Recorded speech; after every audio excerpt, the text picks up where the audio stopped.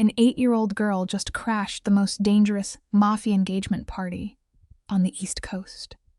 She ran straight to the head of the table, pointed at the billionaire groom's plate, and screamed, "There's poison in the fish!" 40 ruthless mobsters froze. But instead of throwing her out, the Godfather did the unthinkable. He picked up his fork and took a bite. 3 seconds later, he was choking on his own blood. What happens when an innocent child uncovers a bride's deadly secret? Good. You and I are going to unpack this case file together, looking strictly at the pathology of power. Picture the Marchetti estate, chandeliers burning like a private constellation. Beneath that light, 40 guests in silk and cashmere formed a perfect ecosystem of sociopathic enablers. A jazz quartet played, the saxophone bleeding a warm tune across the marble, masking the room's cold reality. This was a gathering of apex predators, capos, senators, judges sipping Barolo. Every face belonged to someone who could erase a life with a single phone call. The life lesson here is simple. Absolute power doesn't just corrupt. It creates a shared delusion where the elite believe they are untouchable gods, isolated from consequence. At the head of the table sat Xavier Marchetti, radiating the quiet dominance we typically associate with a megalomaniac narcissist. He wore black, mimicking his late father to visually inherit authority. Beside him sat Alana Voss in ivory silk. Every flash of her 5-carat diamond was deliberate. She was an architect of control. She had chosen the menu, the flowers, the music, and the specific plate in front of Xavier, a delicate salmon under lemon butter sauce. This need for absolute micromanagement is a textbook trait of pathological manipulation. Much like the notorious kingpin Vittorio, she created a perfect stage. Xavier lifted his fork, unaware he was simply a prop in her clinical performance. Suddenly, the closed system ruptured. The kitchen door swung open, pushed by an 8-year-old girl. Sophia Romano skidded onto the marble in red shoes, clutching a worn cloth bear against her chest. She ran as if the floor were on fire. "Don't eat that, mister," she screamed. Her voice shattered the psychological trance. The saxophone died. Forks froze. 40 pairs of dangerous, hypervigilant eyes locked onto this tiny anomaly. "There's poison in the fish. Please, sir, don't eat it." For one impossible second, the collective cognitive dissonance was staggering. The most elaborate systems of deceit, built by ruthless men, are often completely paralyzed when confronted by the unfiltered honesty of a traumatized child.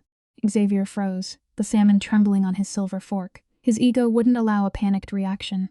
Elena, however, immediately engaged her narcissistic defense mechanisms. She rose with the practiced grace of a woman who weaponizes optics.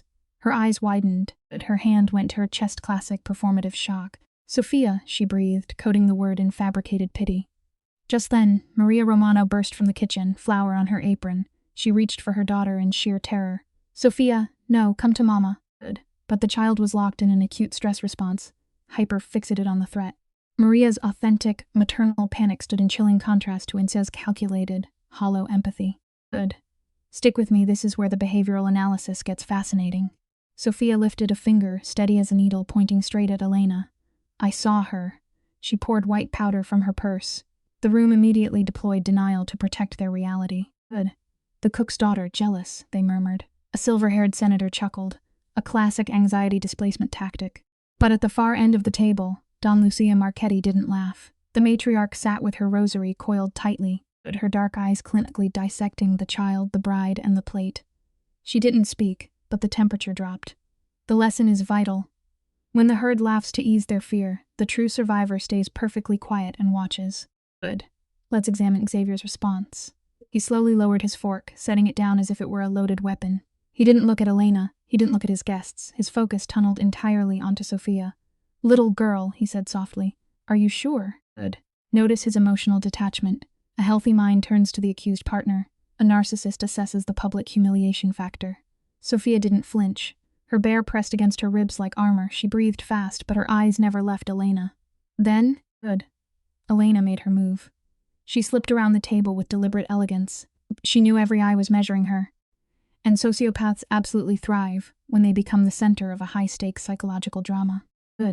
Elena knelt before the child, her ivory silk pooling perfectly. Her smile was a masterclass in gaslighting, polished and full of manufactured sorrow. "Sweetheart, maybe you saw the chef adding salt. The kitchen is a busy place." It was a textbook attempt to rewrite the victim's reality. But Sophia recounted the events with the terrifying precision of a traumatized witness. You took it from your silver purse. You stirred it in. Good. A faint twitch betrayed Elena's jaw, a micro-expression of rage. Behind Xavier, Marco Bellini leaned in. The consigliere with 31 years of experience whispered, acting as the enforcer of the family's collective ego, ready to protect their impenetrable facade. Good. Marco murmured the fatal variable into Xavier's ear. Every house in this room is watching. If you push the plate away, the whole coast says the Don got scared by a child. Xavier's jaw tightened. Good. This is the tragic flaw of the megalomaniac narcissist. His self-worth is entirely external. To him, this wasn't a dinner, it was a throne, and thrones cannot flinch. Sensing the impending disaster, Sophia lunged. In a desperate, unfiltered attempt to save a life, she grabbed Xavier's plate and yanked it to her chest. Sauce spilled. Her stitched bear pressed against the porcelain. "You can't have it," she cried. Her genuine desperation clashed violently with the room's artificial, cold-blooded composure. Good. A scandalized gasp rolled through the hall. A thick-necked capo chuckled. A judge's wife hid an amused smile. They viewed this as mere theater, completely detached from the lethal reality. Xavier rose from his chair with the slow, good, terrifying gravity of an apex predator regaining control. "Sophia, look at me. Give it back now," he demanded softly. The little girl's lip trembled. She looked so utterly helpless that Maria made a sound like a wounded animal. Good. But Xavier just reached out and wrapped his hand around the plate. He didn't pull. He waited. He used his psychological weight to force submission. It's a chilling reminder. True manipulators don't always use violence. They use patience to break your boundaries. Good. When Sophia's small fingers finally gave way, Xavier took the plate with the calm precision of a surgeon removing a scalpel from a child. Then, Don Lucia delivered the ultimate test. "Xavier," she commanded, "listen to the child." But Xavier's pathology had fully taken over. To validate his absolute dominance, he had to prove the child wrong. He addressed the room entirely calm and took the bite. He chewed, he swallowed, he smiled. He counted on his own invincibility. 10 seconds, 20, 30. The room exhaled. A senator laughed. A capo raised a glass. The illusion of safety was restored. The profound lesson here? Ego is a lethal drug. It will convince a man to swallow poison just to prove he cannot be killed. Good. You and I have seen this pattern before. The band prepared to play. Xavier turned to his sociopathic bride, lifting her hand to kiss her knuckles. "Forgive the disruption, my love." Elena's smile was dazzling. Then, biology crashed the performance. Good. The wine glass slipped from Xavier's hand, shattering on the marble like a frozen flower. His knees buckled. In 3 seconds, the blood drained from his face. A thin thread of blood crawled down his chin. The physical truth had finally overridden his delusion. Good. A woman screamed. Tony Hawk Russo, 40 years old and 200 pounds of Brooklyn muscle, reacted with the pure instinct of a violent enforcer protecting the fallen pack leader. Good. Hawk crossed the hall in 3 strides, catching Xavier perfectly before the Don hit the floor. In a fraction of a second, the room's civilized veneer evaporated. 2 of Hawk's men drew pistols, metal flashing under the chandeliers. A 3rd man blocked the exit. Good. This is the raw anatomy of a crime syndicate when the head is struck. The body instantly goes into a violent, paranoid lockdown. Dr. Salvatore Greco stood up from the 3rd table. He didn't panic. He moved with his medical bag the way a priest carries a Bible. Good. He had been the family physician for 19 years, hired by Don Lucia to ensure the family never relied on the outside world. He was the designated fixer, stepping into the chaos to mend the broken god. Good. Greco dropped beside Xavier, fingers finding his throat, clinically analyzing the dilating pupils and plummeting pulse. He's been hit with something fast. Instantly, Elena's theatrical performance peaked. She collapsed beside her fiancé, her ivory silk soaking in his blood. Her tears fell in perfectly clean lines, not a single hair out of place. "Madonna, somebody help him," she wailed. Unlike Luca, whose pain we analyzed through the lens of Stockholm Syndrome, Elena felt no genuine attachment. This was a flawless narcissistic simulation of grief. Meanwhile, little Sophia stood perfectly still. No tears. She simply observed Elena's calculated sorrow with the dissociated clarity of a victim realizing the monsters are real. Today, you and I will examine a fascinating case of criminal pathology. Notice the hyper-vigilant child tracking Elena's ocular movements, while the oblivious adults fall for the verbal deceit of a malignant narcissist.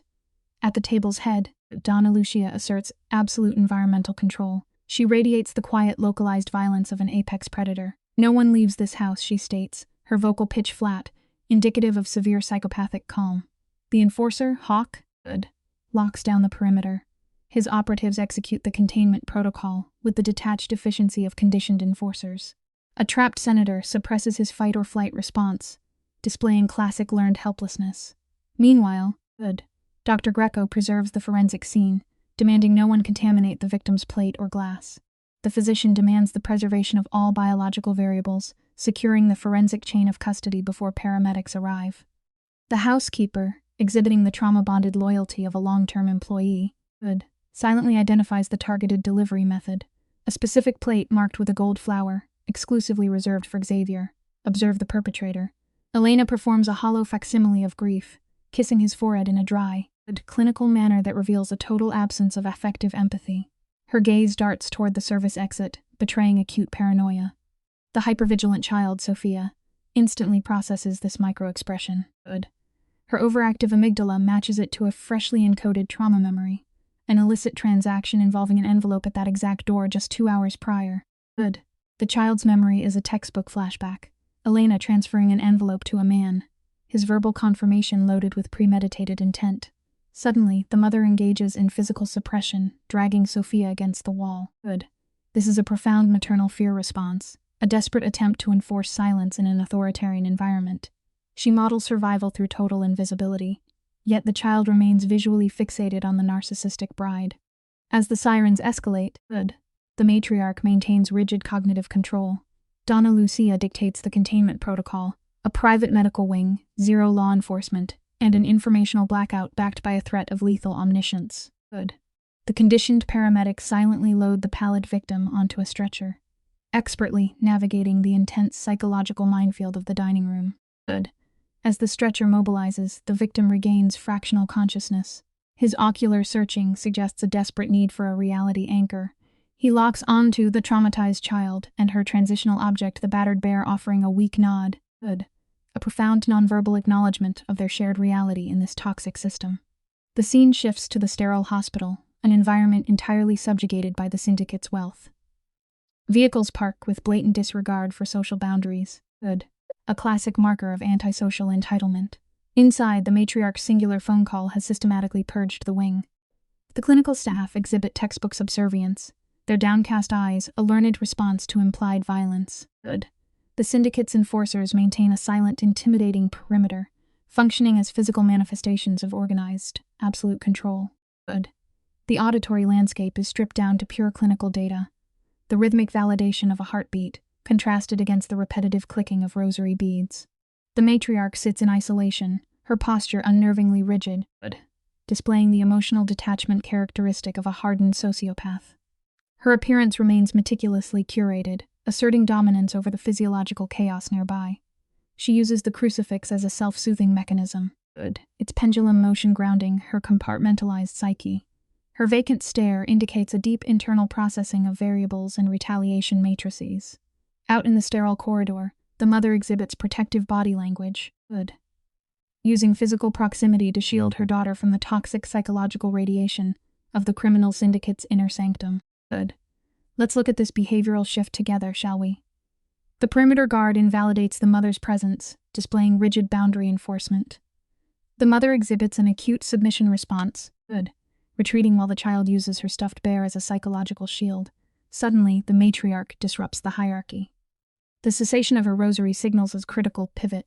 She emerges, and the guard instinctively yields. She issues a direct command. The mother displays severe physiological stress, recognizing the immense danger of entering this toxic inner circle. Yet, the matriarch dynamically reframes their reality. By validating the child's protective action, she extends a temporary, calculated immunity. It is a terrifyingly effective display of psychological subjugation and controlled dominance. The mother's posture reflects intense hyperarousal. Her nervous system treats the chair as an active threat. The child mirrors this tension, clutching her transitional object to regulate spiked cortisol. An operative enters, delivering forensic data regarding the exogenous toxin. He confirms the substance is synthesized and rapidly metabolizing. Interestingly, the matriarch ignores this tactical briefing entirely.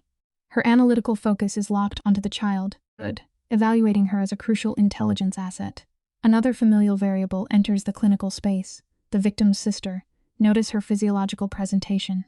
Her eyes are red-rimmed, suggesting distress, yet she sheds absolutely no tears.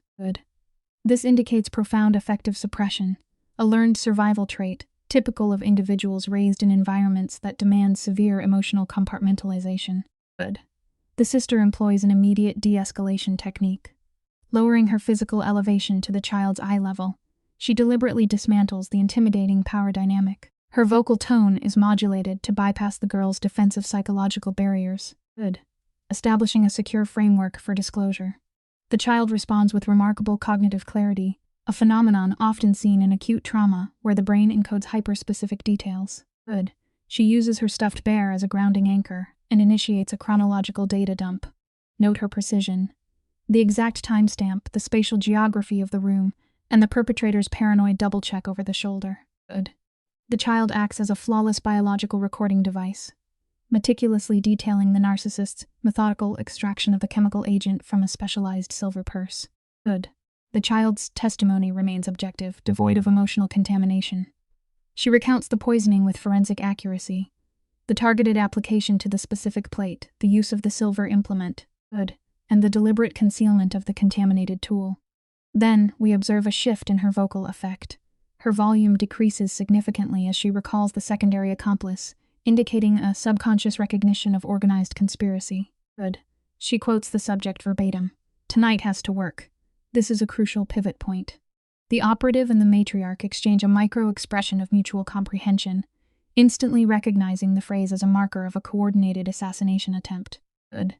At this juncture, the physician re-enters the clinical space. His physical state, rolled sleeves, discarded latex gloves, signals a shift from active crisis management to analytical debriefing. Good. The physician exhibits visible symptoms of acute adrenal depletion. He delivers the prognosis. The victim's minimal ingestion paradoxically prevented terminal failure. Yet the matriarch's muscular armoring does not relax. Good. The doctor presents the pathological anomaly. The toxicology report contradicts an isolated exposure. Elevated enzymatic markers suggest a chronic, systemic assault. Weeks, he confirms. Good. The cessation of the matriarch's rosary movement indicates a profound shift in her internal paradigm. The acute crisis is actually a prolonged, intimate betrayal. The scene transitions to the patient's awakening. Good. His sensory intake registers the harsh reality of medical survival, the olfactory sting of bleach, the invasive intravenous tether, and profound thoracic pain resulting from extreme cardiac distress. Good. It is the physiological aftermath of a methodical manipulation that nearly claimed his life. Good.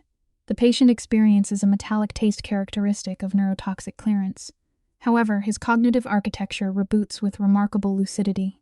His matriarch is already visually locked onto him. Good. She displays the extreme hypervigilance of an apex controller, having denied herself basic physiological needs to maintain total psychological dominance over the room.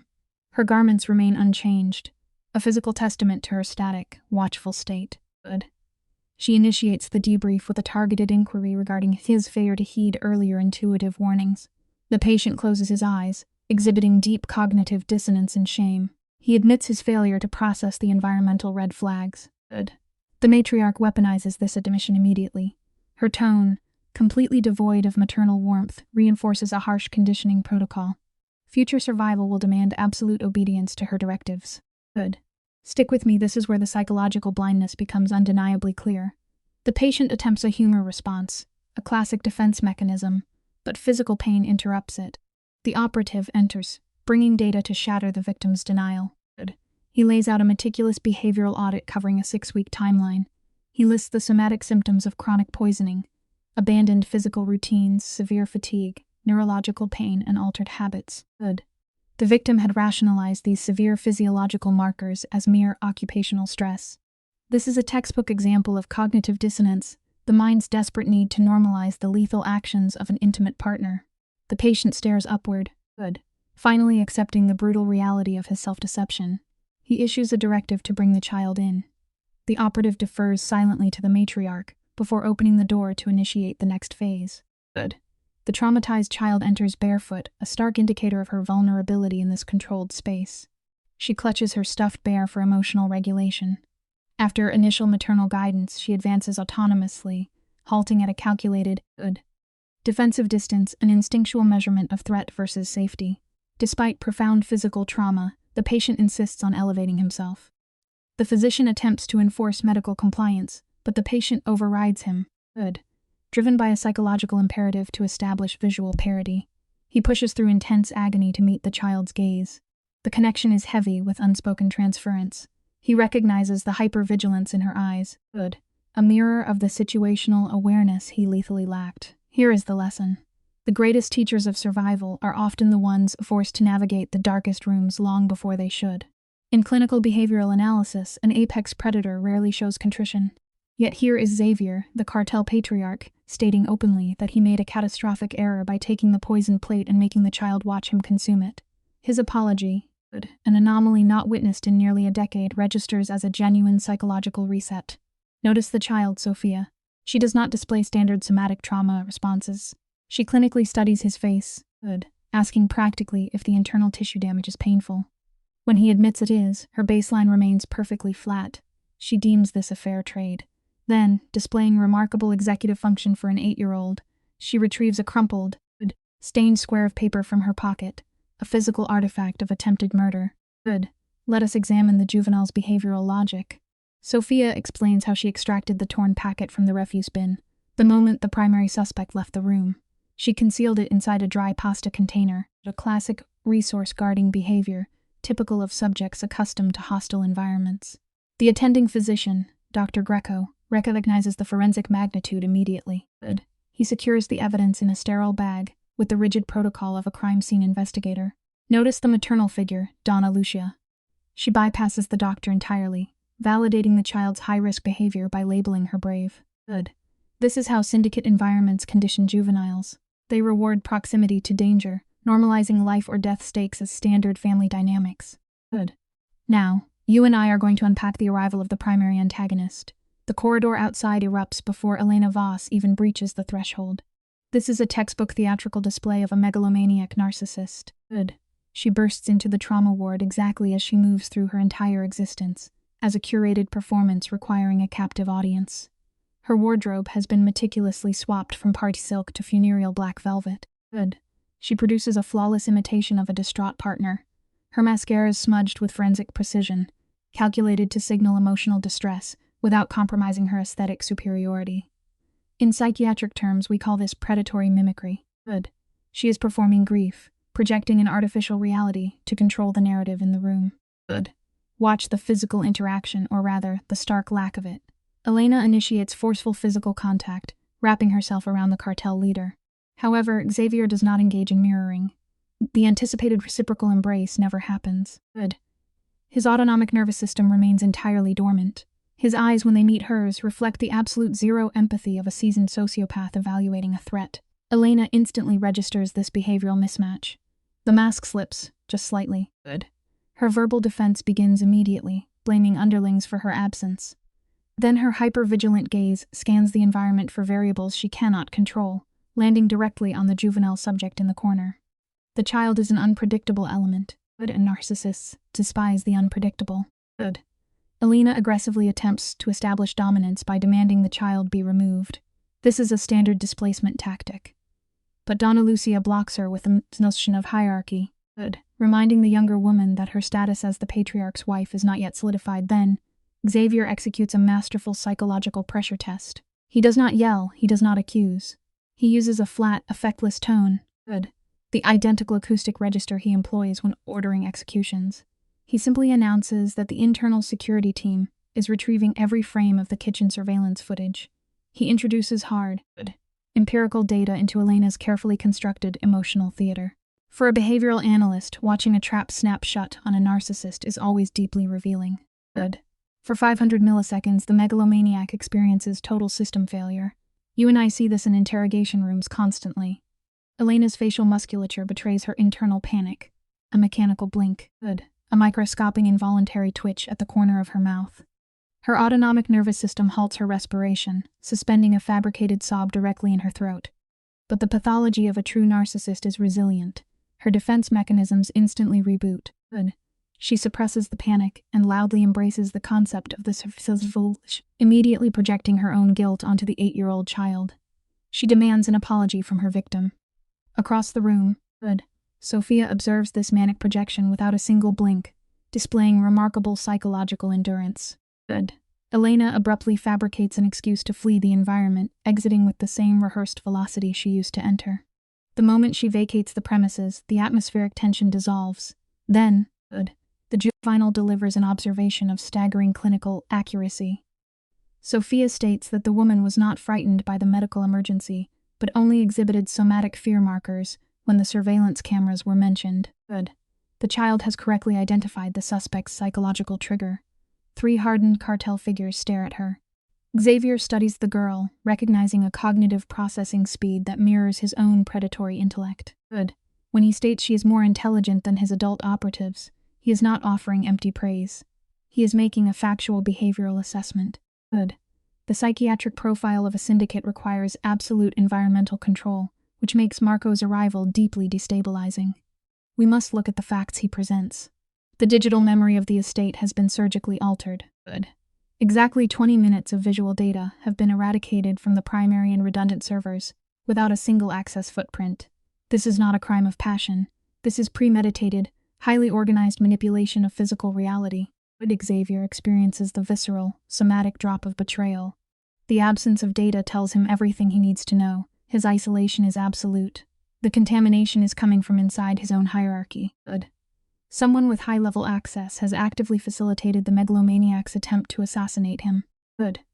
By the following morning, the suspect initiates an aggressive countermeasure. Stick with me, because this is where the sociopathic audacity truly peaks. Elena bypasses the standard social arenas and summons the high-ranking operatives to the discipline chamber. Notice her wardrobe shift. The theatrical velvet is replaced by conservative navy blue. She is no longer playing the hysterical victim. She is projecting the image of a rational investigator. She places a digital device on the table, controlling the physical space. She claims her personal security firm recovered the missing footage. A true narcissist does not merely deny reality. They manufacture an alternative universe and demand that everyone else live inside it. She is weaponizing data to rewrite the historical record. The visual evidence she presents is a masterpiece of synthetic reality. The footage displays a precise sequence of events. It shows Elena interacting with the kitchen staff, displaying entirely benign behavior, devoid of any toxic materials. Then, it introduces the perfect scapegoat. The video depicts the 8-year-old subject clad in a yellow garment, entering the frame and reaching for the targeted dish. Elena pauses the playback at the precise moment of perceived culpability. She does not scream. She does not explicitly condemn. She sits back and allows the fabricated stimulus to infect the minds of the men in the room. This is the ultimate manipulation tactic. She is exploiting the visual cortex of her audience to override their rational judgment, silently transferring her own guilt. Let us examine her verbal framing, shall we? Elena adopts the tone of a reluctant martyr. She claims she does not want to suspect a juvenile, artificially positioning herself as the moral center of the room. She introduces the hypothesis that the child was manipulated by unseen enemies. By doing so, she triggers the inherent paranoia of the cartel lieutenants. We can actually observe the psychological contagion taking root. The senior operatives shift in their seats. The collective cognition of the room begins to align with her narrative. The immediate consequence of this group delusion falls upon the child's mother.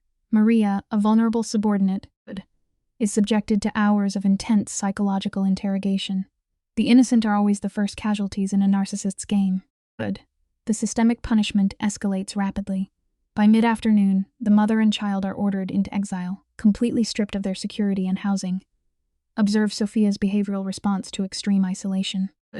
Placed alone in a windowless holding environment, she does not exhibit standard pediatric panic. There are no tears, there is no frantic negotiation. She simply anchors herself, analyzing the floor, retreating into a state of hyper-vigilant preservation.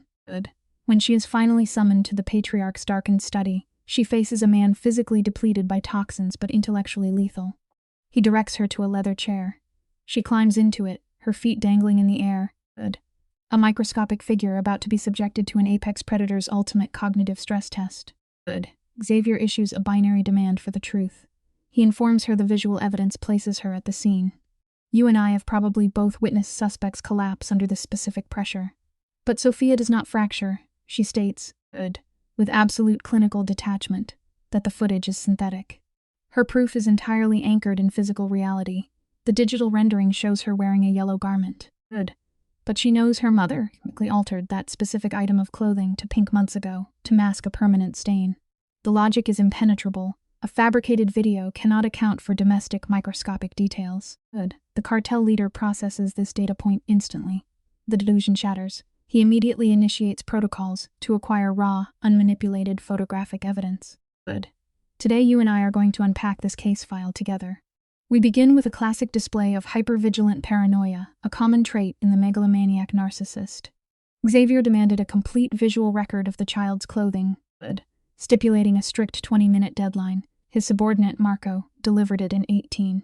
The folder contained clear evidence, 12 separate photographs confirming the girl, Sophia, wore a soft pink cardigan with a small embroidered strawberry.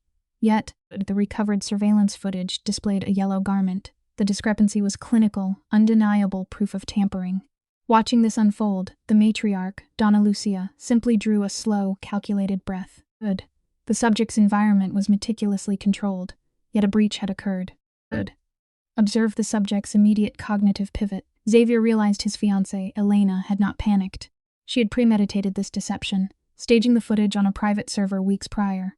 This points to psychopathic pre-planning, requiring a technician, a server farm, and hidden financial trails. You and I have probably both made this mistake, trusting the illusion of familiarity. The lesson here is simple yet brutal. Proximity does not equal loyalty. By 6 o'clock, Xavier returned home. Good. Notice the narcissistic need to project physical invulnerability. Despite severe injuries, he refused the hospital wheelchair and his guard's support, walking into the foyer on his own 2 feet, his jacket buttoned tightly over an IV bandage. Good. The moment the heavy door sealed him inside, the subject issued a single directive: sweep. His enforcers moved through the estate with clinical precision, using counter-surveillance scanners that emitted a low, continuous drone. They dismantled his curated reality, emptying drawers and unscrewing air vents. Let us look at this piece by piece, shall we? 22 minutes into the search, a scanner detected an anomaly. Hawk, his security chief, knelt beneath the grand walnut desk in the primary study, extracting a miniature audio transmitter taped out of sight. It was no larger than a child's thumbnail, a model with a 3-week lifespan, yet the battery remained warm to the touch. The device was active, a parasitic intrusion into the narcissist's inner sanctum. Good. Based on the thermal degradation of the casing, the device had been transmitting his private communications for at least 3 weeks. Xavier exhibited zero outward emotional dysregulation. Instead, he seated himself, grounding his bare palm against the wood his grandfather had cut on Cape Cod in 1947. This is a deliberate grounding technique, anchoring his grandiose identity to generational power. Marco presented the digital access logs. The data confirmed Elena's biometric signature had breached this specific room on 4 separate occasions, once for 41 minutes during Xavier's international absences. Her documented alibi was retrieving a seating chart, an item never stored there. Donna Lucia slowly approached the far bookshelves, entirely silent. The matriarch executed a sequence that reveals the deeply entrenched paranoia of the Marchetti family. Reaching behind the 3rd shelf, she exposed a hidden wall, safe secured by a 3-digit code, known exclusively to the bloodline. The psychological boundary between the in-group and outsiders was absolute. The safe was closed, but crucially, it remained unlocked. Donna Lucia peered into the cavity. Her physiological response was perfectly suppressed, a hallmark of trauma-hardened conditioning. When she finally spoke, her vocal register was almost soft. She stated that a file was missing. Xavier approached the safe, observing 5 flat manila folders remaining. The visual absence of the 6th folder was a deliberate surgical strike against his absolute authority. Xavier's internal catalog of his empire was absolute. He immediately identified the missing document as the shipping ledger, the central nervous system of their Brooklyn waterfront logistics. It contained transit points, schedule windows, and corrupted customs contacts. Marco cursed quietly in Italian, noting the catastrophic implications. Exposure meant federal dismantling or immediate territorial seizure by rival factions. Notice how Xavier processed the threat, instantly calculating the market value of the stolen intelligence. When asked who possessed the capital to purchase it, Marco hesitated, exchanging a profoundly loaded glance with the matriarch. They were about to name the ultimate adversary. Marco stated that only one man could afford such a prize, Victor Kane. Stick with me here, because this is where the historical pathology truly manifests. 15 years prior, Victor Kane orchestrated a vehicular homicide on the Belt Parkway, violently folding a black Lincoln around a highway barrier, with Xavier's father inside. Cain then exhibited classic psychopathic audacity by attending the funeral, placing a paternal hand on young Xavier and offering empty condolences. Donna Lucia's subsequent banishment of Cain was a trauma response masked as territorial dominance. Now, seated once more, Xavier palpated a facial scar, a self-soothing gesture linked directly to that trauma.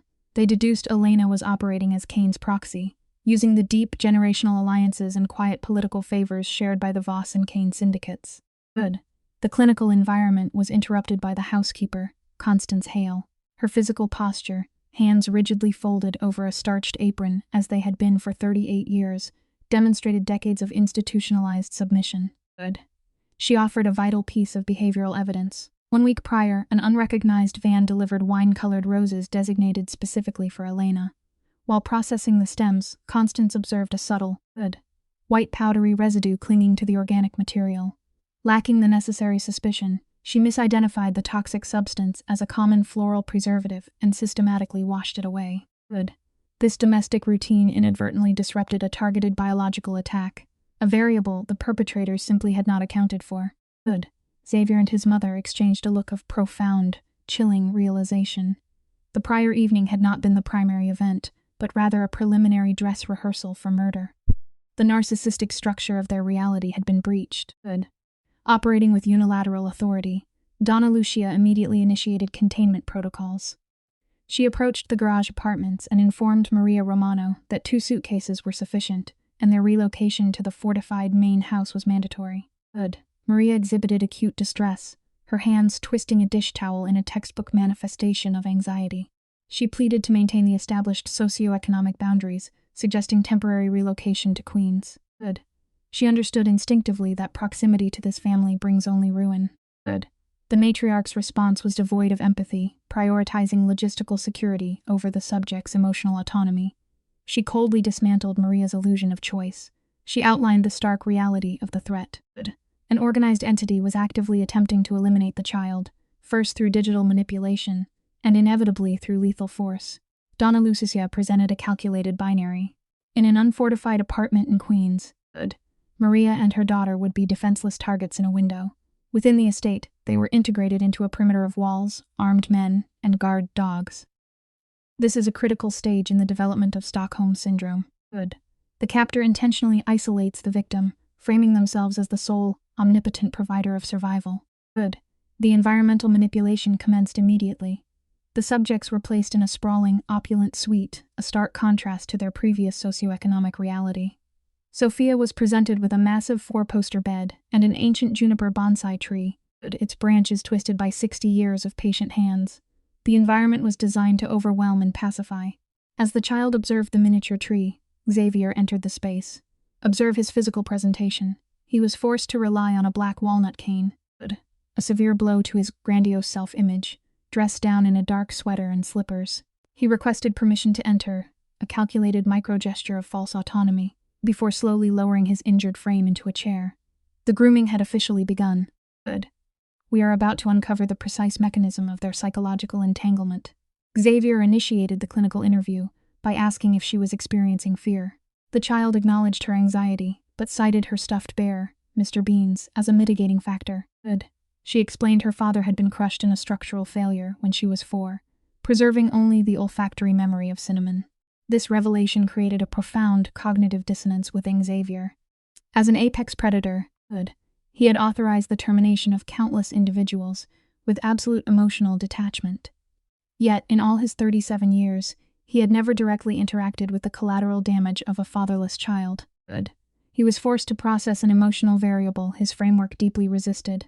An unfamiliar psychological shift occurred within his highly defended ego structure. The child then directly challenged his moral alignment, asking if he was a bad man. Notice how the megalomaniac narcissist constructs his own ethical universe to justify his pathology. He admitted to destructive behaviors, but immediately presented his self-authored code. He listed 3 inviolable laws: absolute protection of children, absolute loyalty to the family, and absolute honesty at his table. When Sophia astutely noted that Elena had violated the 3rd mandate, Xavier exhibited a genuine predatory response. He produced a small, but true smile, his first in days confirming that retribution was inevitable. The child was now fully integrated into his twisted, retributive reality. Good. Observing from the hallway shadows, Donna Lucia catalogued a profound shift in her son's behavioral baseline. Xavier spoke to the young girl, not with the calculated authority of a criminal kingpin, nor the defensive ego of a wounded man, good, but with the quiet vulnerability of an ordinary uncle. The generational pathology of this house was finally breaking. As Xavier reached for his cane to depart, the child's voice stopped him. Let's examine this carefully. Good. You and I know how trauma wires the human brain to notice what others miss. She reported seeing Alina's accomplice days prior, staking out her bus stop in a dark sedan, her primary indicator of threat? Curtains in the vehicle's windows, a detail a comfortable mind ignores, but a hypervigilant child registers as a glaring, dangerous anomaly. Good. Xavier's sudden physical paralysis was a classic autonomic stress response. The child recalled the observer assessing her earlier that week.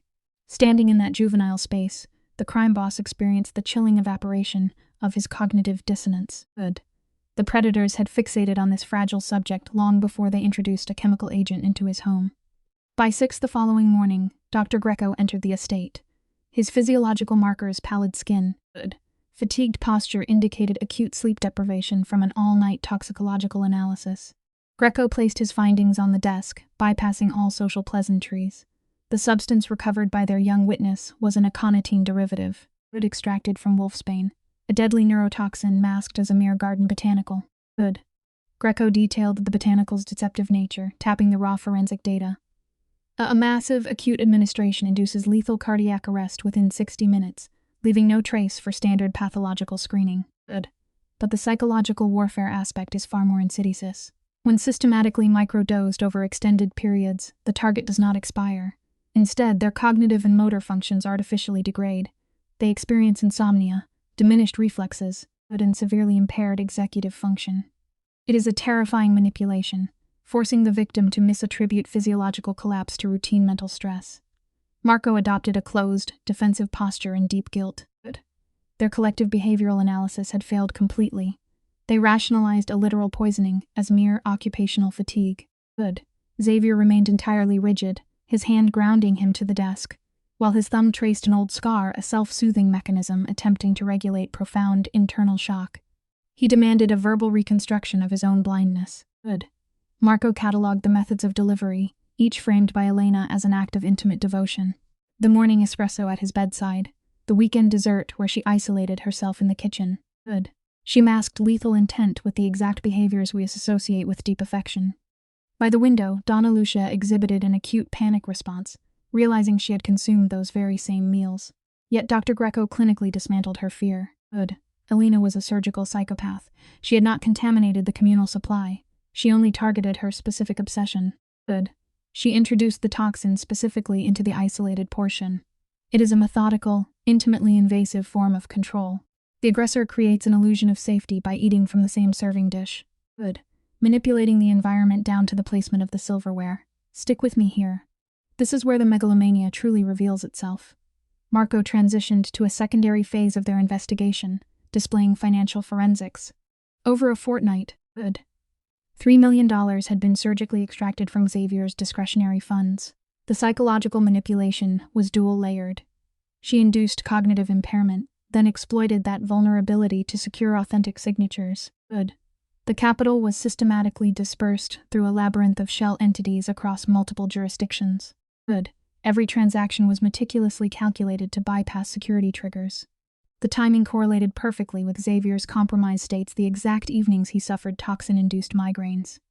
Closing his eyes, good. Xavier confronted the devastating reality of his compliance. She had weaponized his trust, presenting documents when his executive functioning was lowest.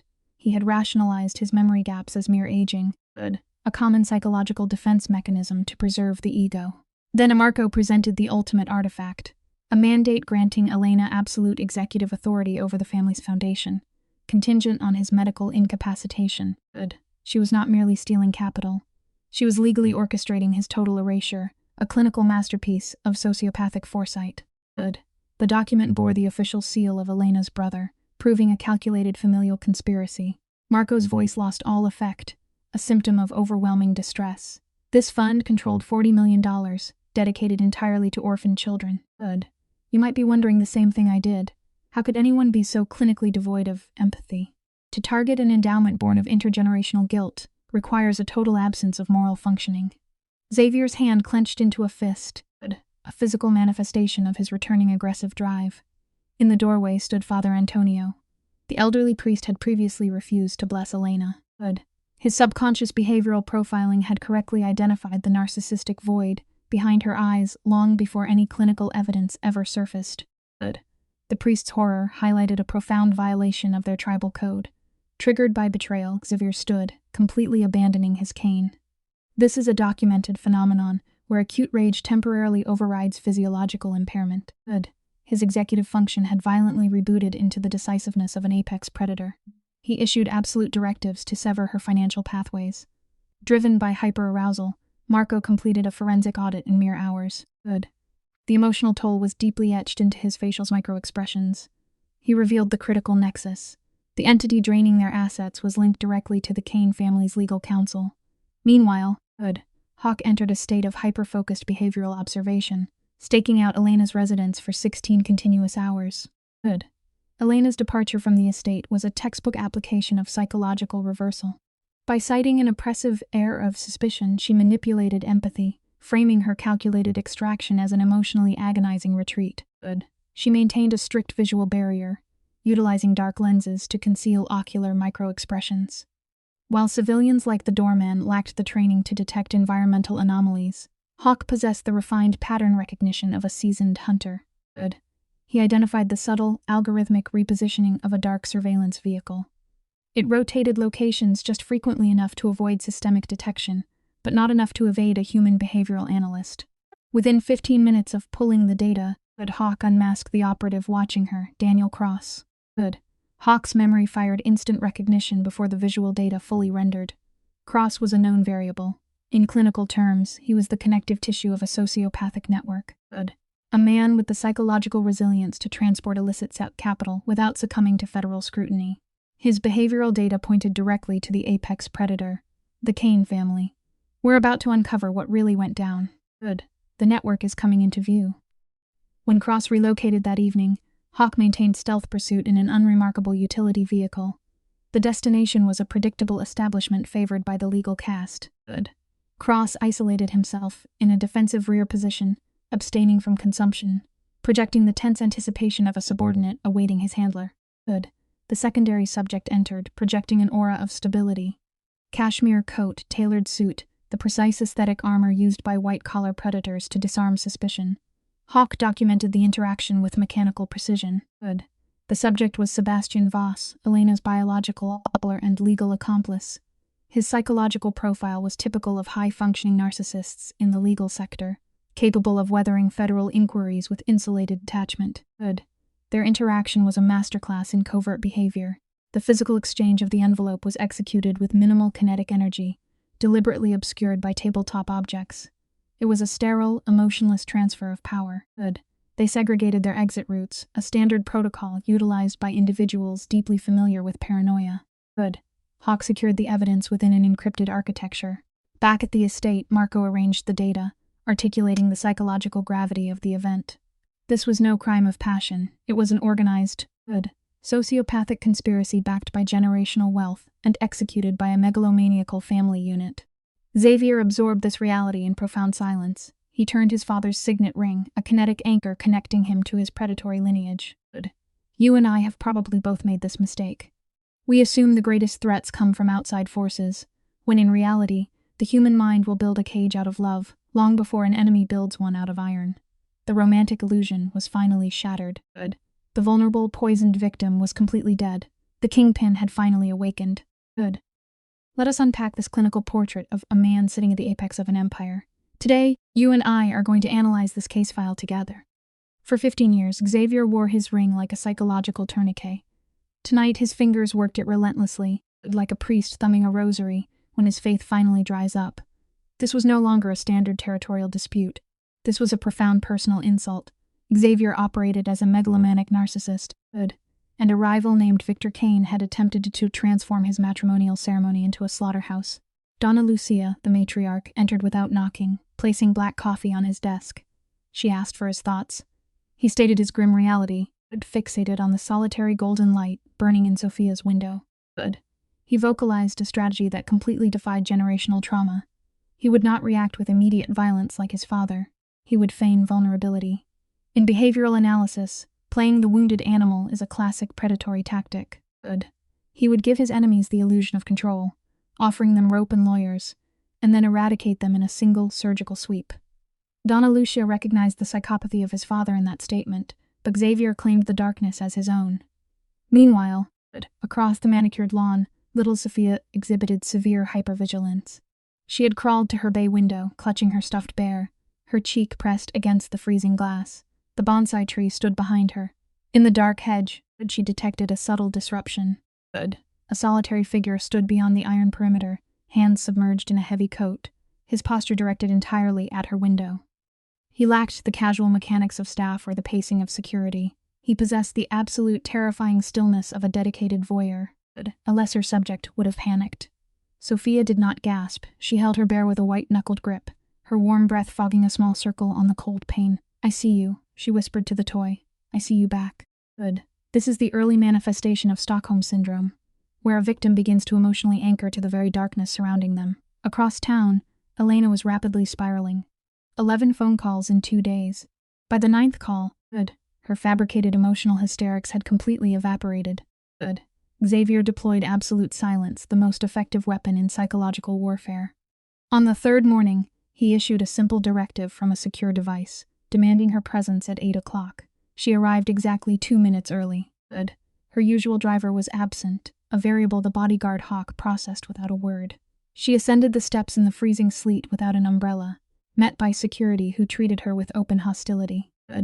Her presentation was meticulously calculated to project victimhood. She abandoned her luxury fabrics and diamonds, opting for a modest gray sweater and flat hair. She had even aggravated the margins of her eyes to simulate prolonged weeping. The aesthetic was designed to mimic a woman entirely broken by false accusations. They stripped her of psychological comfort by using the austere, formal sitting room. Donna Lucia occupied the high-backed chair, an architectural symbol of judgment. Marco and Hawk physically blocked the escape vectors. Xavier sat opposite her, devoid of his usual armor, projecting absolute dominance.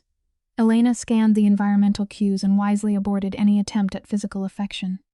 "Let us look at this piece by piece, shall we?" She immediately deployed defensive deflections. She acknowledged the damning video, but blamed a fabricated technician. She suggested the files were corrupted or bought by phantom enemies. Finally, she attempted to use their intimate history as a weapon. Reminding him that she was the woman destined to take his surname. It was a calculated maneuver. Xavier remained clinically detached, placing his coffee on the barrier between them. He simply dropped a name, Sebastian. Elena attempted to feign innocent confusion, but Xavier systematically distanced from reality. He listed her brother's exact transgressions. Sebastian had notarized the oversight documents and facilitated the transfer of $3 million through shell corporations. For a fraction of a second, her micro-expressions betrayed her. The ocular flutter lasted just slightly longer than her performance in the hospital. She tried to recover, claiming her brother simply stamped papers without reading them. Then Xavier introduced the name Daniel Cross. She drew a sharp breath and denied knowing him. "That is an interesting response," Xavier noted softly. He shattered her remaining defenses by revealing that Daniel Cross had been conducting surveillance outside her residence all week. Her nervous system spiked. The physical stiffening was impossible to hide, and her recovery dragged. She offered a brittle, fragile smile, attempting to reframe the narrative by suggesting she was the actual victim being hunted. Xavier was entirely immune to this cognitive distortion. He stood up, notably abandoning his walking cane. His physical recovery was a terrifying revelation for her. He commanded the atmospheric pressure of the room. The engagement was permanently terminated. He dictated the terms with surgical precision. There would be no shared assets, no public declarations, and no media spectacle whatsoever. "Stick with me, because this is where the power dynamic completely fractures."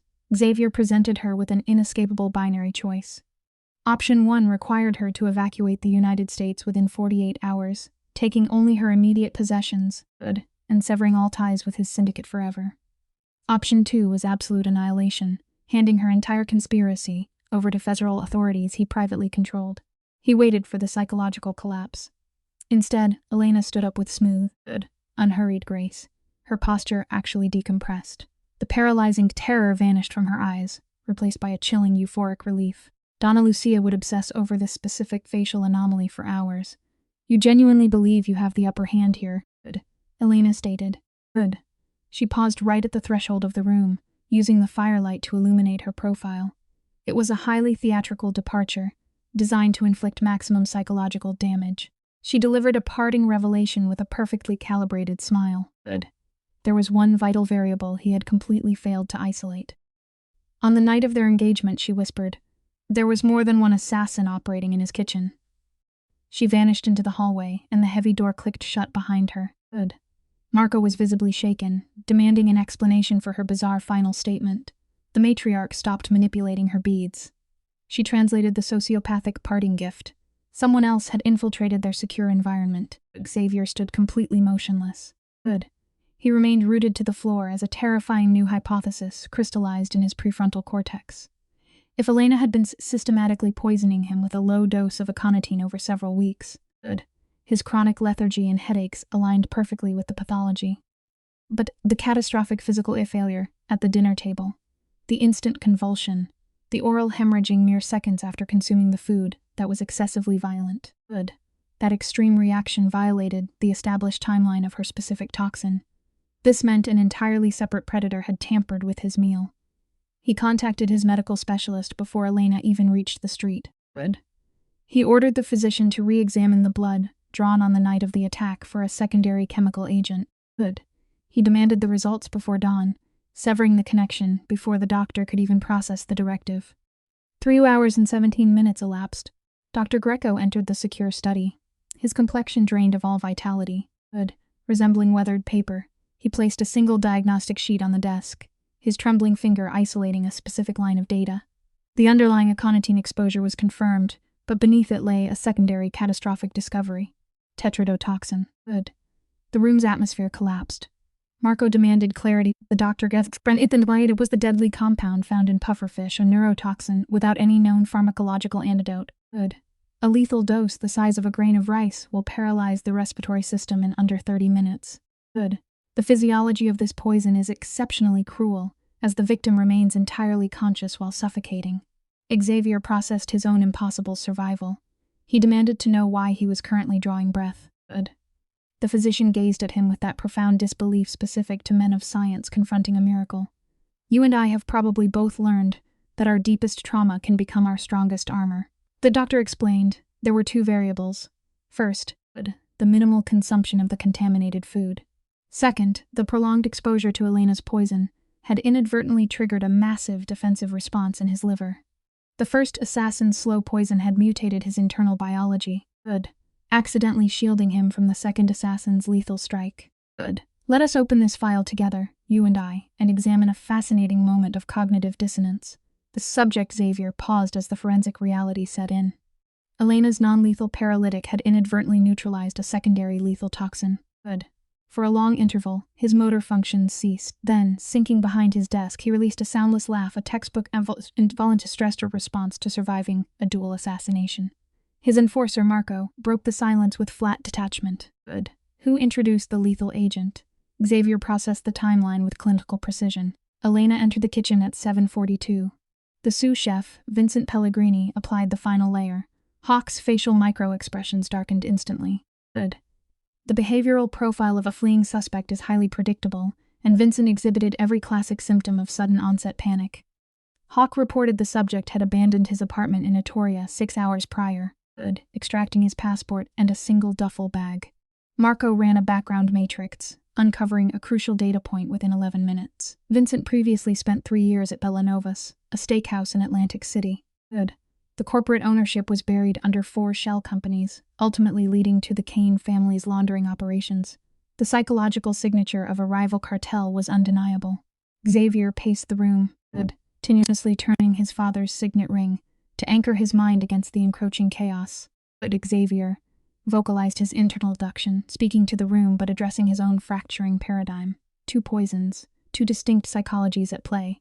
Donna Lucia, observing with the detached calm of an apex predator, had prompted her son to share his cognitive map. Xavier diagnosed the threats perfectly. Elena and Sebastian exhibited megalomaniacal narcissism, They required him alive but cognitively impaired, slowly transferring his assets into their control through psychological manipulation and gaslighting. But Victor Kane operated on a fundamentally different axis of sociopathy. Kane demanded absolute erasure. By hiding his lethal dose beneath Elena's superficial toxin, Kane engineered a scenario where the bride would take the blame. We see the brilliance of Kane's pathology in this theoretical outcome. Sebastian's forged documents would have provided the perfect motive for local authorities. Elena would have faced immediate incarceration, likely eliminated in custody to ensure her silence. Kane would then step into the power vacuum, weaponizing the very ledger Elena stole to absorb the Marchetti empire within a week. Donna Lucia gripped her crucifix, a fascinating projection of violent intent onto a symbol of peace. Xavier recognized Elena's tragic delusion. She was merely a pawn, oblivious to her own expendability. She believed she was departing as a free woman. Failing to realize that Kane's methodology demanded the immediate systemic termination of all compromised assets. Marco accurately categorized the environmental dynamics as a three-sided conflict, with Victor Kane actively manipulating the behavioral responses of all involved. But you and I know that even the most calculated psychological frameworks shatter when an emotional trigger is pulled. Hawk breached the study door, his usual strict adherence to protocol completely abandoned. The child was missing. Before the auditory processing of that sentence even concluded in Xavier's brain, his trauma-depleted body overrode a severe physical deficit. He bolted down the corridor, driven by pure adrenaline, tearing into the guest suite. The bedding was violently disturbed. A single pink garment lay discarded. The window mechanism had been surgically bypassed. The point of entry revealed the cold, methodological precision of an organized sociopath. A perfect circle of glass had been extracted with an industrial thermal tool, allowing access to the primary latch. This was not a crime of opportunity. The perpetrator possessed high-level operational conditioning. On the mattress, the caretaker, Maria Romano, remained heavily sedated, displaying a localized contusion from a high-pressure dermal injector. Dr. Greco immediately initiated a forensic assessment, predicting 4 to 5 hours of chemically induced unconsciousness. The dosage was expertly calibrated. Xavier scanned the exterior perimeter. There, on the damp stone terrace, lay a discarded stuffed animal, its single black button eye staring upward.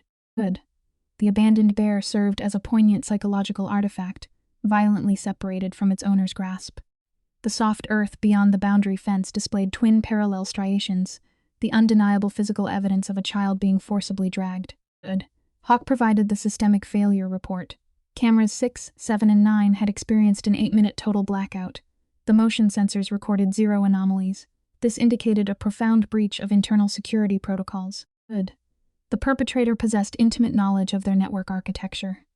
Xavier silently retrieved a concealed firearm from his desk. The introduction of the weapon signaled a total psychological shift from defensive posture to active predatory aggression. Let us examine the anatomy of a compromised asset.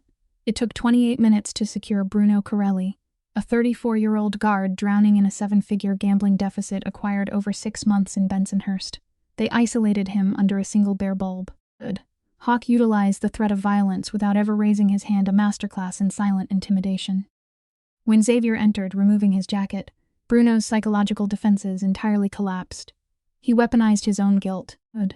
Weeping about his sisters in Naples and an unborn child, he pleaded that Kane's operatives promised a victimless crime for $200,000. He utilized his family as an emotional shield, a classic rationalization technique of the weak.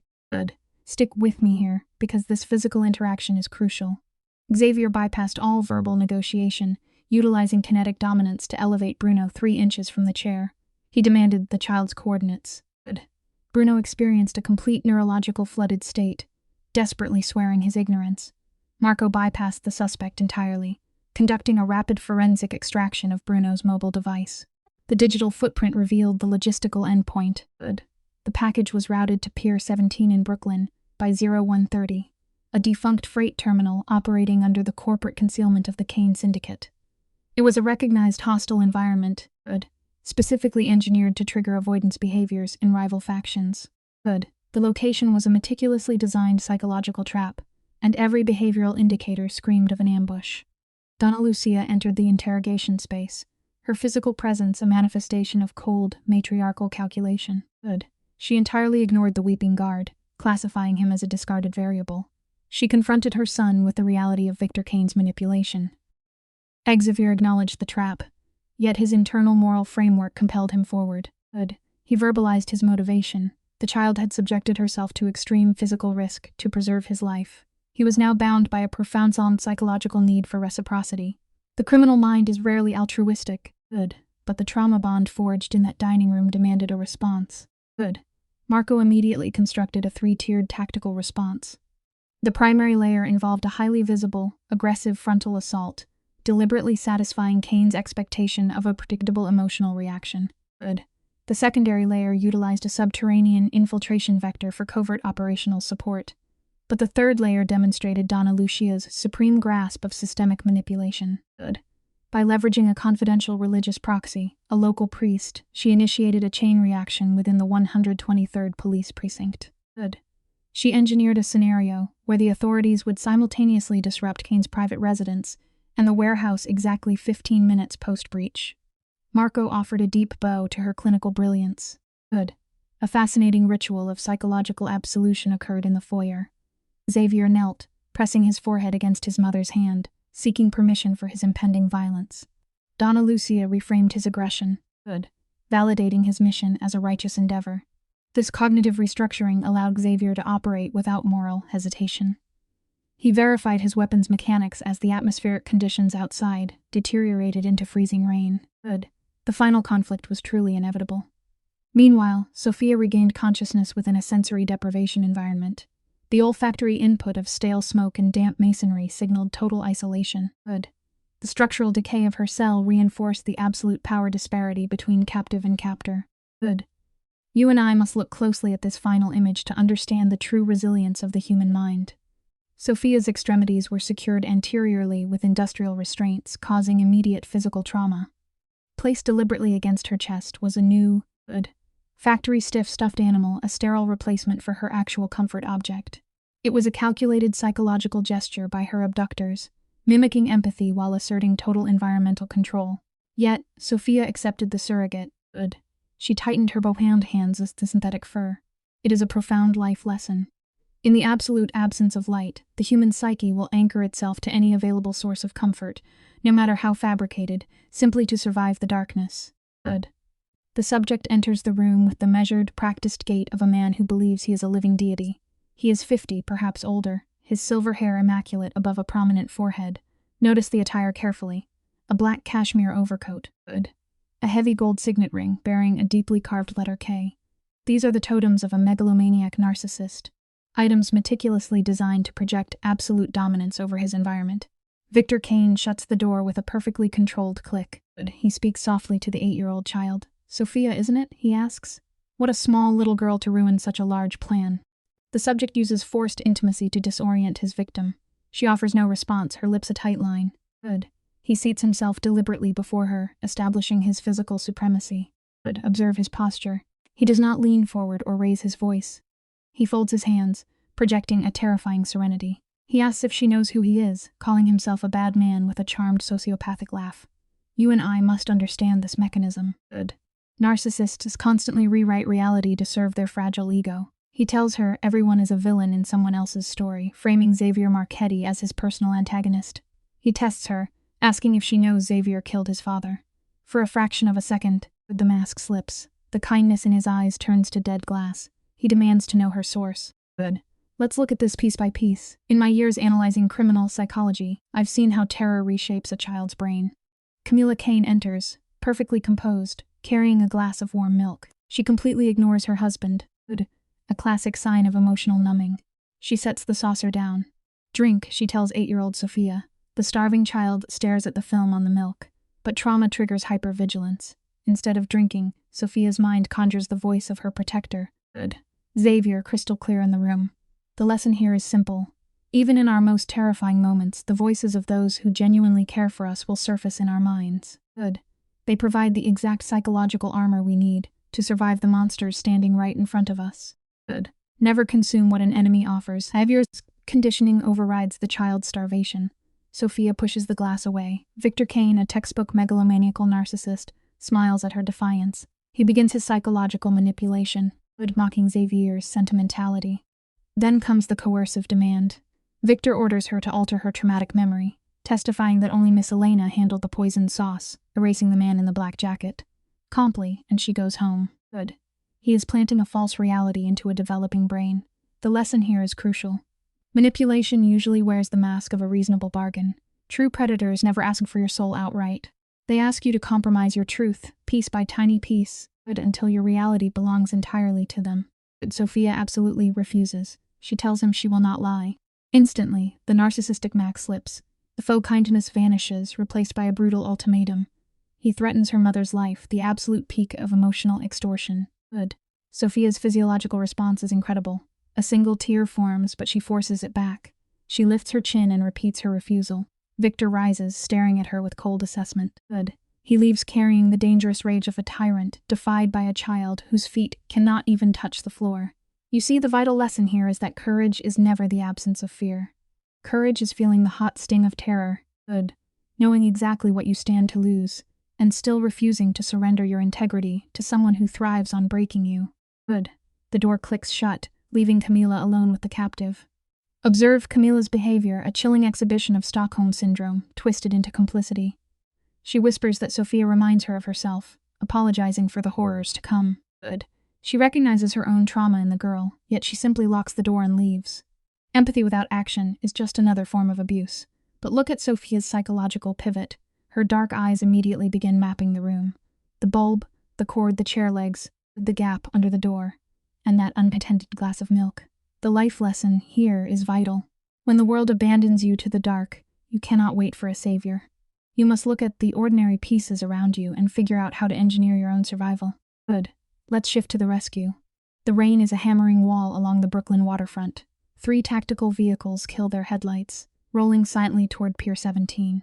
Xavier steps out, geared in a tactical vest under a heavy overcoat. Good. Carrying a submachine gun. 6 operators form a wedge behind him, breath pluming in the freezing air. Over the earpiece, Marco notes the half-open warehouse door as an obvious trap, joking for Xavier to smile for the hidden cameras. Xavier does not smile. Good. He walks straight into the jaws of it. The life lesson here? True loyalty requires stepping into the center of danger. When someone you care for is trapped in the dark, you never hesitate at the threshold, even when you know the house is rigged against you. Good. The warehouse is cavernous, lit by sickly yellow lamps, casting shadows over old oil stains. Steel shelves rise like the ribs of a dead cathedral. Right in the center sits a single red velvet chair.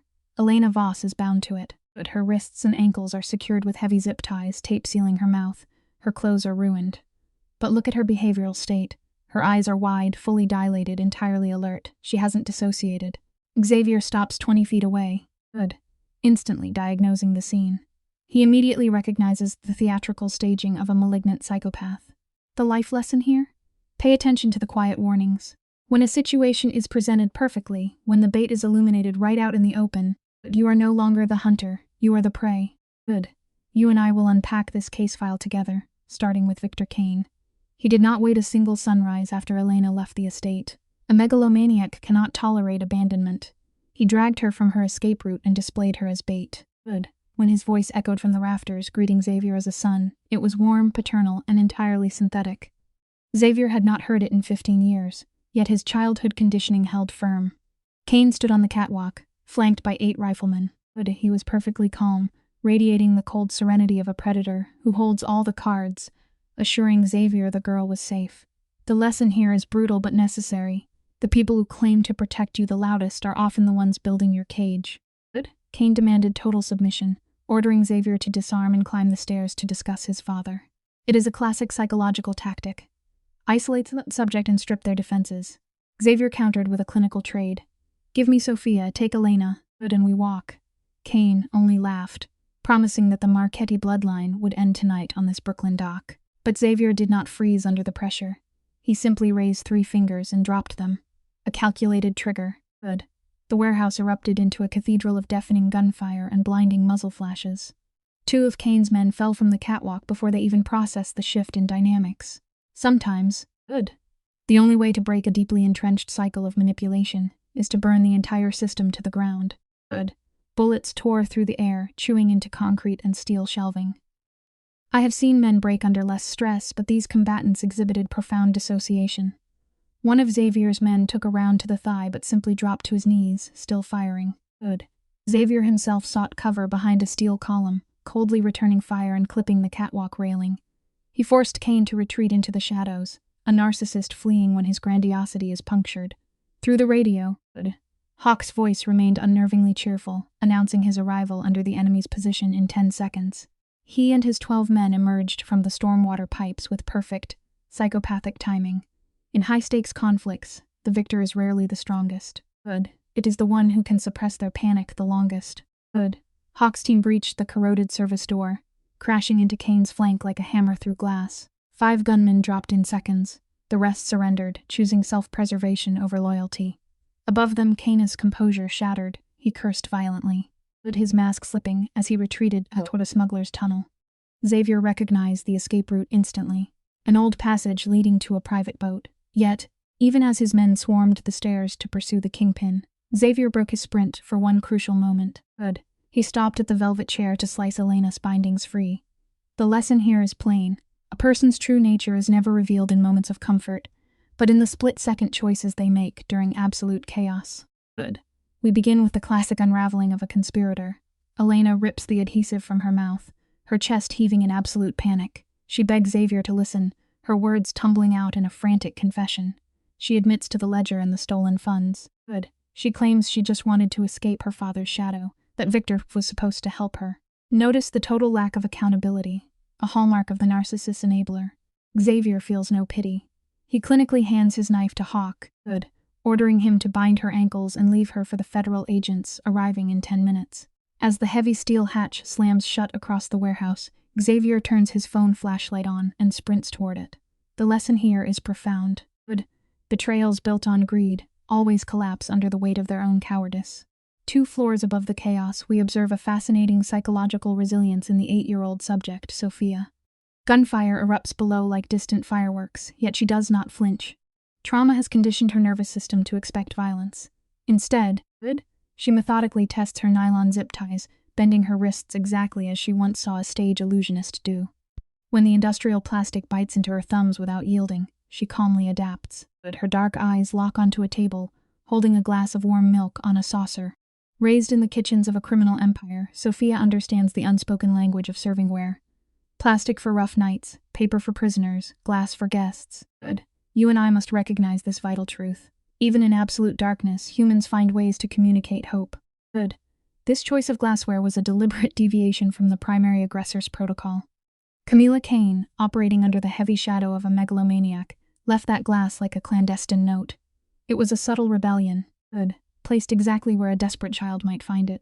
Sophia stands, her bound hands gripping the wooden chair, and drags it across the bare concrete. With every ounce of her 40-pound frame, she hurls herself sideways against the table's edge. The saucer slides. Good. The glass plummets, shattering into a brilliant starburst of clear, sharp fragments against the floor. She kneels beside the largest piece, a curved sliver the size of her thumb, lethal on one side, smooth on the other. Good. It reminds us that survival often requires breaking the very things meant to comfort us. Good. We must analyze her methodology here, which shows extraordinary executive function for a child in distress. Industrial plastic does not yield easily. It surrenders in fibrous, agonizing millimeters. Sweat stings her eyes and her thumbs bleed. Good. Yet she maintains a rhythmic internal count. 50 agonizing strokes with the glass, a brief rest, then 50 more, mimicking the cadence of her mother kneading bread on Sunday mornings. After 15 grueling minutes, the binding finally parts with a satisfying snap. She pauses just long enough to rub life back into her red wrists. Gathering her fallen stuffed bear, she approaches the door and turns the handle. It opens effortlessly. The psychological lesson is clear. Good. Persistent, methodical effort can sever even the most impossible bindings. Good. Sophia pauses at the threshold, her young brain processing the profound implication of an unlocked cage. Pushing the door open a mere 3 inches, she surveys the stark concrete service corridor illuminated by sparse yellow bulbs. Good. The auditory environment is pure chaos, the rhythmic cracking of an indoor gunfight below, and a man barking frantic Italian commands from above. In this moment of sensory overload, an anchor memory surfaces. She recalls Xavier's quiet, grounding voice. Good. When you are frightened, count the doors, remember the way back. Grounding techniques like this are essential for trauma survival. She slips into the hall, counting carefully. 3 doors down, one narrow stairwell ahead. Behind the first door, a hostile voice barks into a phone, a reminder that cold logic saves lives. Good. Pressing her small frame against the cold wall, she utilizes an innate freeze and flight response. She ascends the concrete stairs strictly on her toes, rendering her movements virtually silent. Reaching the upper landing, a dust-coated window offers a bleak view of the Black Harbor water and a skeletal freight pier. Suddenly, the psychological pressure spikes. A man's furious voice detonates just behind her, demanding to know where the girl is. Instinctively, Sophia throws herself behind a massive decorative urn filled with dead reeds. A cartel enforcer, clutching a rifle, sprints past her hiding spot and vanishes down the stairwell, without once glancing over his shoulder. She takes 2 deliberate breaths before stepping back into the open. True courage is acting in spite of absolute terror. At the next intersection, she practically collides with Camila Kane. The older woman stands still against the wall, her white silk blouse immaculate, her demeanor clinically detached.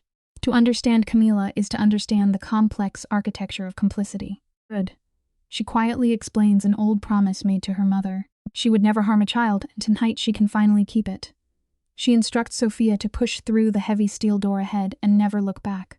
Despite her terror, the child pauses to utter 2 profound words. Thank you. Camila's mouth twitches into something resembling sorrow, and she simply commands the girl to run. You and I can see the underlying truth here. Sometimes, the greatest acts of mercy come from those trapped deepest within the center of the monster's labyrinth. The corridor ends at a massive black-painted steel door. Sophia braces both of her small hands against the heavy bar, utilizing every ounce of leverage she possesses. Frigid harbor fog violently hits her face as she emerges onto the slick timbers of the commercial pier. A fresh volley of automatic gunfire erupts from the warehouse, the acoustic shockwave reverberating right through her ribs. Operating purely on survival instincts, she sprints into a labyrinth of towering shipping containers. Pressing her back against the freezing steel of a narrow alleyway, she struggles to regulate her hammering heart. Then, the terrifying sound of heavy footsteps approaches her exact position. A massive silhouette blocks the moonlight. We learn early in life that true psychological terror thrives within the unknown. Sophia opens her mouth to emit a primal scream, but a familiar whisper cuts through the fog. It is Marco Bellini, the aging consigliere of the syndicate. He drops to one knee on the slick boards and opens his arms. Without conscious thought, Sophia throws herself into his embrace. We often observe a complex variation of Stockholm Syndrome in these environments, where victims fiercely bond with their captors' associates for basic safety. Marco wraps his heavy coat around her like a protective wing, chanting that she is safe. She allows herself exactly 3 seconds of emotional release before her cognitive focus returns. Pulling back, she demands to know where Xavier is. Marco stares into a dark smuggler's tunnel, raises his radio, and reports the child is secure. True loyalty demands action. Marco's voice crackles through Xavier's earpiece just seconds after he breaches the smuggler's tunnel. Hearing the child is secure triggers a profound physiological shift. The psychological tension coiled in Xavier's chest like a steel cable suddenly unhooks. It doesn't vanish. Rather, it distills into a cold, hyper-focused lethality. He accelerates into a flat-out sprint. This tunnel, carved during the Prohibition era, is a claustrophobic artery of seeping water, slick brick, and the nauseating stench of old kerosene. 2 bare bulbs pulse overhead like a dying heartbeat. The acoustic environment is disorienting. His own footsteps echo off the walls, mimicking a phantom pursuer. You and I must remember, absolute clarity of purpose is the greatest weapon a human mind can ever wield in the dark. Xavier devours the long tunnel in under 2 minutes, driven by raw adrenaline. He emerges through a heavy steel door onto a hidden launch dock cut directly into the seawall. A small boat is tied to the cleat, its engine coughing to life and churning the dark water. And there stands our primary subject, Victor Kane. The megalomaniac's grand escape has stalled. His silver hair is plastered to his skull by the rain, and his black overcoat hangs open in defeat, yet the heavy gold signet ring on his hand still catches the erratic light, a desperate clinging to his grandiosity. When a narcissist's constructed reality collapses, they are left with nothing but a fragile ego. We must recognize this truth, but the illusion of absolute control will wash away, leaving only the frightened man underneath. In Kane's hand rests a short black pistol, held with the familiarity of a man who has institutionalized violence. 15 years, Kane murmurs. Xavier halts, his own pistol resting against his thigh. Kane's pathological need to dominate surfaces immediately. He claims he waited a decade and a half to force Xavier to his knees, just like his father. But Xavier shatters this delusion with clinical precision. He cites the genuine autopsy report, drafted by a terrified technician at 3 a.m. Good. His father never knelt. He was fully on his feet when the execution squad arrived, and he returned fire. Let us look closely at this psychological dynamic. Good. Objective truth is the single greatest weapon you can use to dismantle a megalomaniac's carefully curated historical narrative. Good. Xavier methodically completes his clinical reconstruction of the crime. Both of his father's bullets struck the windshield, killing Kane's assassin instantly. Kane's mouth tightens in a micro-expression of absolute fury. His grand delusion has been exposed. Good. Details the mob boss dismisses. They begin to circle one another on the slick boards, engaging in a primal psychological dance over the churning water. Unable to tolerate the narcissistic injury of being challenged, Kane snaps and fires first. Good. But Xavier has already anticipated this impulsive behavioral pattern. The bullet shatters the brick where his head was a fraction of a second prior. Xavier drops smoothly to one knee, squeezing his trigger precisely once, with the heavy round tears directly into Kane's left shoulder. The clinical takeaway here is absolute. Disciplined patience will always outlast blind arrogance. Good. The older subject staggered against the wooden crates, bleeding heavily, yet his facial muscles maintained a distinct, unsettling smile. In criminal pathology, we call this the narcissist's final grandiosity, the refusal to accept powerlessness. Good. Xavier closed the distance, weapon leveled at Victor's frontal lobe. "Drop it," he demanded. Kane's laugh was a wet, rattling sound. "You will not pull that trigger, son." He needed Kane alive, he claimed, to testify about the father's assassination. Otherwise, good. A hidden file would automatically expose Xavier to the authorities as the architect of his own father's murder. Good. Let us examine this mechanism together. The file contained fabricated photographs and call records, all engineered to prove Xavier orchestrated his father's death to seize the syndicate. Xavier froze. Good. A classic autonomic response to sudden psychological entrapment. "None of it is true," he stated. Kane's smile widened through bloody teeth. He admitted the fabrication, but reveled in its perfection. For 15 years he had nurtured this lie, a dead man's switch. Good. If he died, the media would receive it by morning, destroying his mother's psyche. It was textbook malignant narcissism, a death sentence hidden behind a death sentence. Good. Kane was operating on pure transactional sociopathy. He assumed his adversary valued reputation over blood. "Lower the weapon, walk me to a medical unit, and I erase the file," Kane murmured. In exchange, he demanded the Brooklyn territory and the Foundation. But Xavier observed him with deadened affect. Then a microscopic smile broke his clinical detachment. "My father taught me one thing about snakes, Victor. Do not negotiate. They only know how to bite. Good. It is a harsh truth of human pathology. You cannot cure a predator by feeding it." Before the behavioral loop could close, faint, layered sirens and the heavy rhythm of a police helicopter split the wet air. Good. The distorted blue and red lights of federal cruisers began washing over the dark water. The raid, quietly orchestrated by the syndicate's psychological architects, was arriving 12 minutes ahead of schedule. Kane's eyes darted toward the sound. Good. In behavioral terms, it was a catastrophic lapse in situational awareness. His hand twitched, a desperate limbic reaction to raise his weapon. For the first time, genuine fear fractured his grandiose mask. Xavier did not hesitate. Good. He fired a single round through the older man's prefrontal cortex. The kinetic force snapped Victor's head back, his weapon clattering onto the soaked wooden boards. Good. The architect of so much suffering slumped sideways, his gold ring catching the strobe lights one final time before all biological function ceased. Xavier knelt beside the body. Note the complete absence of emotional dysregulation here. He offered no prayers. Good. Vocalized no anger. He simply reached into the blood-soaked collar and extracted a thin silver chain. At its end hung a small brass key, the physical anchor to Kane's psychological warfare. Xavier closed his fingers over the metal, securing it in his coat. Good.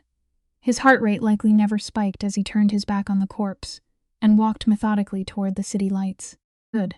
As the first patrol vehicle breached the seawall at 30 miles per hour, the federal task force descended.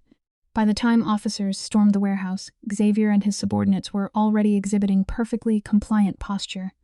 Weapons grounded, hands raised at shoulder height.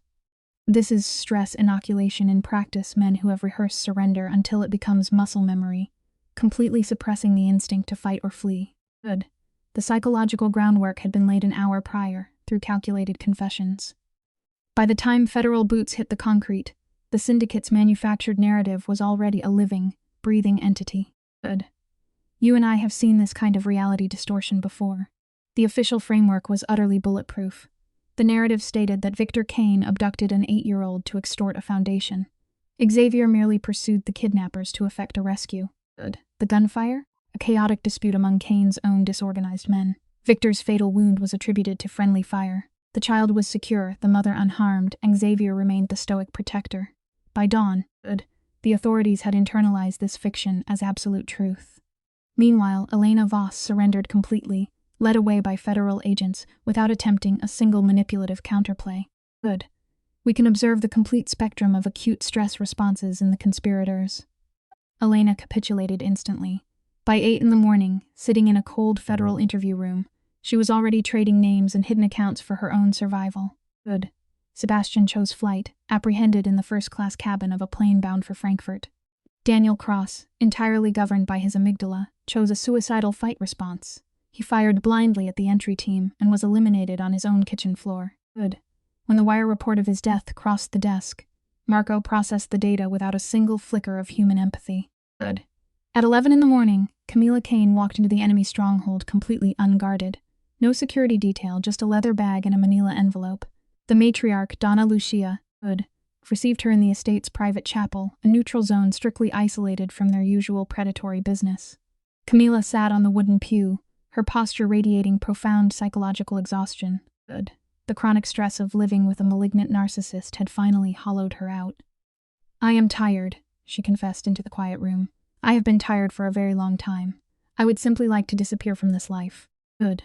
The older woman inclined her head, a silent acknowledgement of the transaction. In exchange for her freedom, Camila extracted the envelope.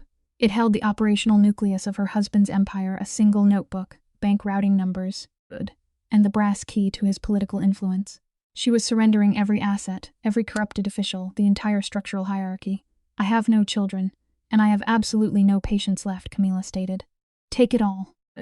Donna Lucia placed one heavily ringed hand over the paper, finalizing the clinical transfer of power. By noon, the massive criminal apparatus was absorbed without a single public whisper.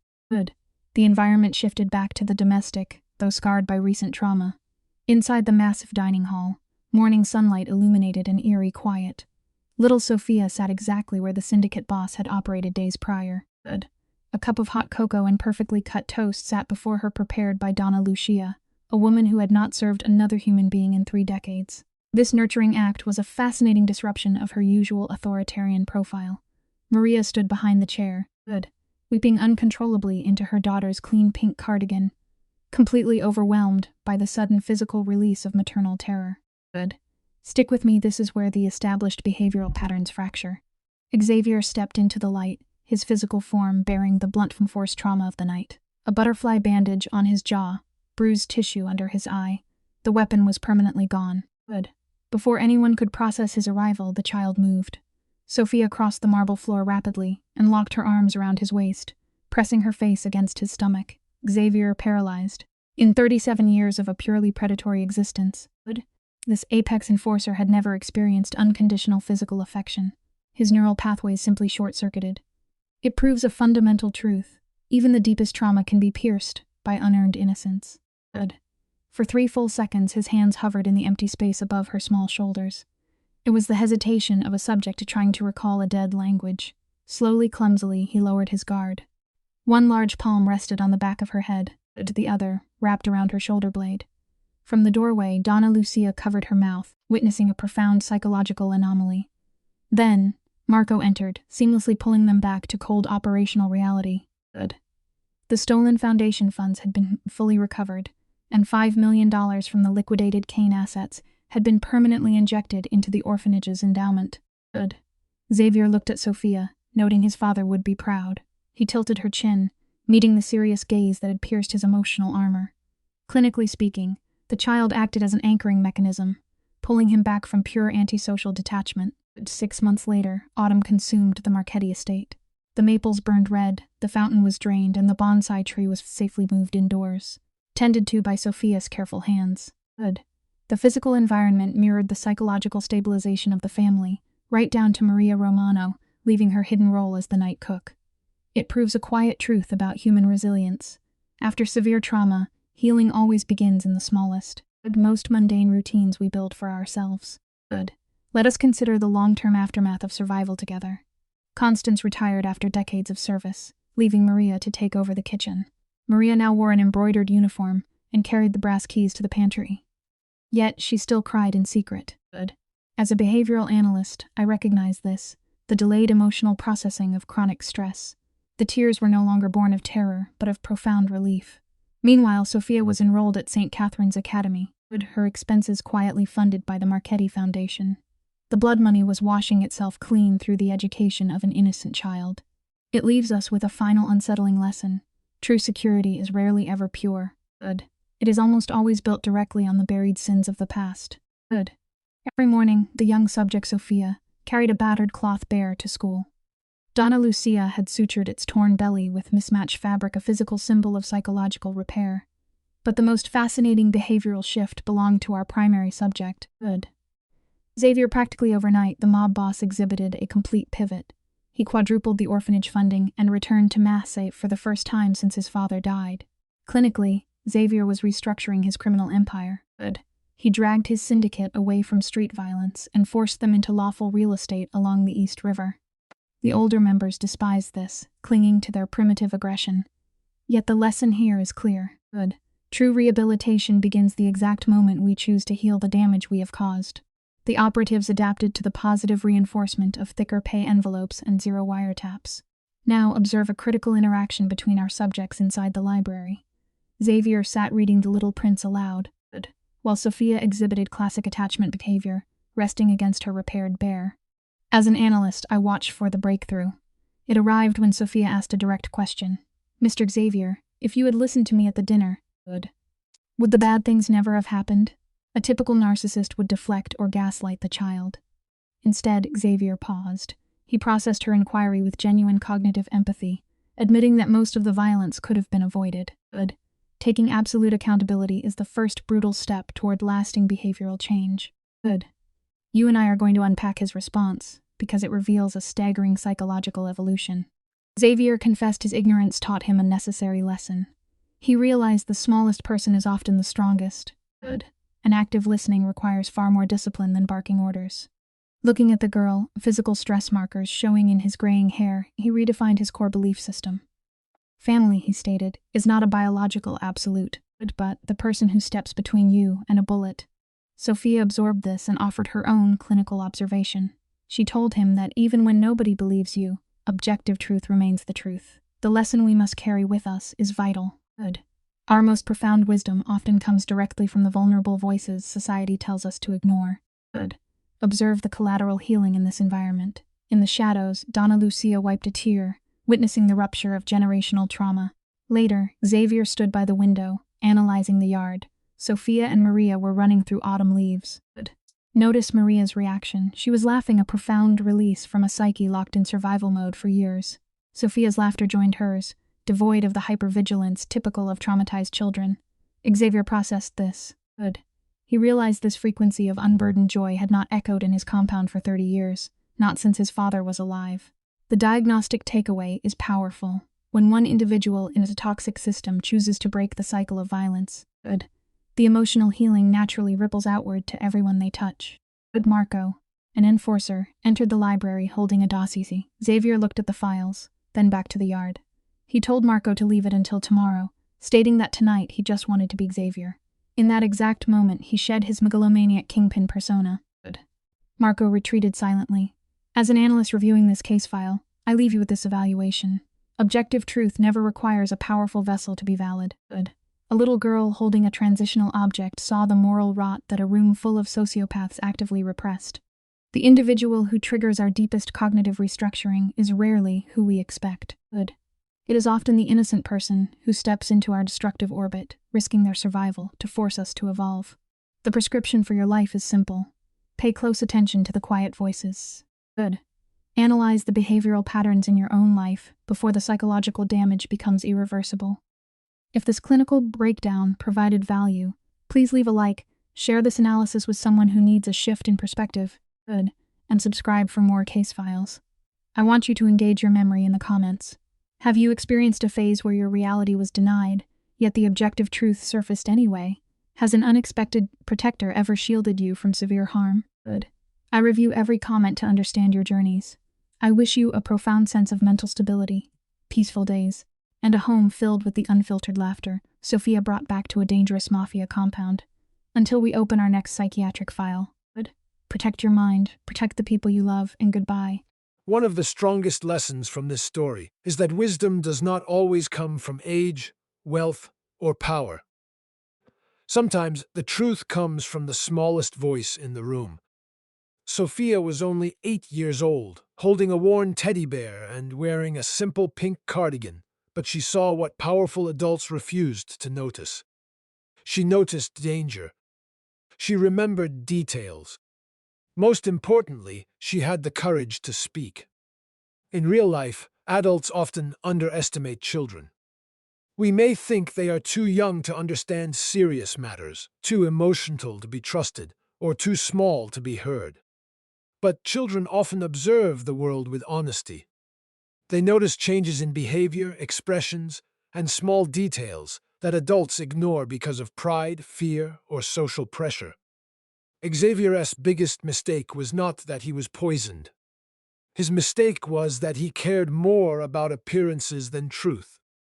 In front of powerful guests, he chose reputation over caution. He wanted to prove that he was not afraid. But true strength is not pretending to be fearless.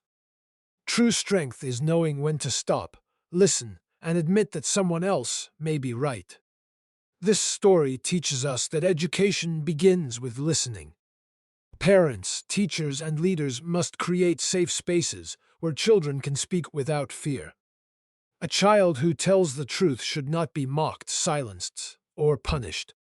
Sophia's bravery saved a life because, eventually, someone chose to believe her. The lesson is simple but powerful. Never ignore a child just because they are small. Sometimes, the smallest person in the room may be carrying the biggest truth.